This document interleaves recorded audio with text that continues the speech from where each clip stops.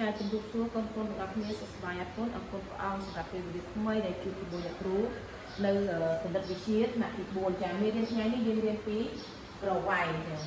ហើយថ្ងៃនេះអ្នកគ្រូចាំឲ្យកូនទាំងអស់គ្នាចេះពីការតខ្នាតប្រវែងពីតូចទៅធំចាអញ្ចឹងអ្នកគ្រូមានឧទាហរណ៍ចំនួន2ដើម្បីមកបង្រៀនកូនទាំងអស់គ្នាតាសូមទាំងអស់គ្នាតាមដានជាមួយអ្នកគ្រូចាចំណុចកអ្នកគ្រូមាន3គីឡូម៉ែត្របដូរទៅម៉ែត្រចំណុចខ5គីឡូម៉ែត្របដូរទៅសង់ទីម៉ែត្រអញ្ចឹងសូមកូនមកមើលតារាងរបស់អ្នកគ្រូចានេះអញ្ចឹងយើងអត់ពិបាកទេគ្រាន់តែយើងដាក់លេខតាមកន្លោនីមួយនេះមួយតាមអ្វីដែលគេប្រាប់យើងអញ្ចឹងយើងមើលចំណុចកមានប្រមាណគាត់លេខប្រមាណដែរគឺ3គីឡូម៉ែត្រអញ្ចឹងយើងសរសេរលេខ3នៅកន្លោគីឡូម៉ែត្រអញ្ចឹងគេឲ្យយើងបំបែកទៅណាបំបែកទៅម៉ែត្រនេះកន្លោម៉ែត្រអញ្ចឹងពេលដែលយើងបំបែកទៅម៉ែត្រគឺយើងត្រូវដាក់លេខ0នៅកន្លែងកន្លោម៉ែត្រមកក៏មុខយើងដេញទៅគីឡូម៉ែត្រមកចាម៉ែត្រដេកាម៉ែត្រហិកម៉ែត្រចាអញ្ចឹងយើងខាង0ចំនួន3មែនទេបាទយើងអាចទៅដល់ម៉ែត្រអញ្ចឹង3គីឡូម៉ែត្រស្មើនឹង3000ម៉ែត្រអញ្ចឹងយើងសរសេរមក3គីឡូម៉ែត្រស្មើនឹង3000ម៉ែត្រតោះឥឡូវយើងមើលលំហាត់ខរបស់គ្នា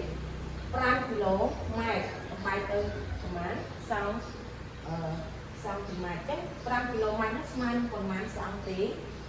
ម៉ែត្រអញ្ចឹងយើងសរសេរដូចគ្នាមក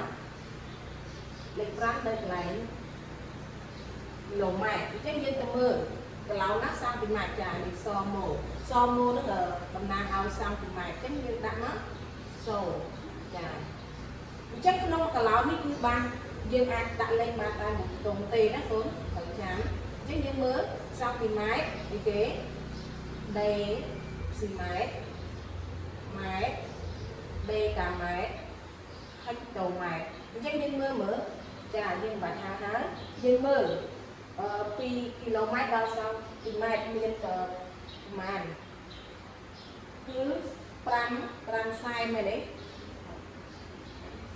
ចាអញ្ចឹង5សែន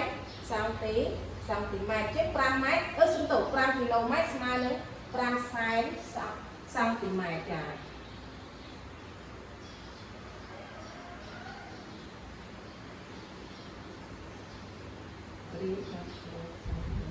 ចាអញ្ចឹង5គីឡូម៉ែត្រស្មើនឹង5សែនសង់ទីម៉ែត្រឬក៏500000សង់ទីម៉ែត្រខ្ញុំអាចនិយាយបែបនេះក៏បានដែរចាអញ្ចឹងមេរៀននេះគឺចាប់តែប៉ុណ្ណឹងហើយអ្នកគ្រូសង្ឃឹមថាកូនអាចនឹងយល់ពីការដូរខ្នាតប្រវែងពីតូចទៅធំហើយបើមានចំណុចអាចសួរអ្នកគ្រូនៅពេលក្រោយបានសូមអរគុណច្រើនសូមជម្រាបលា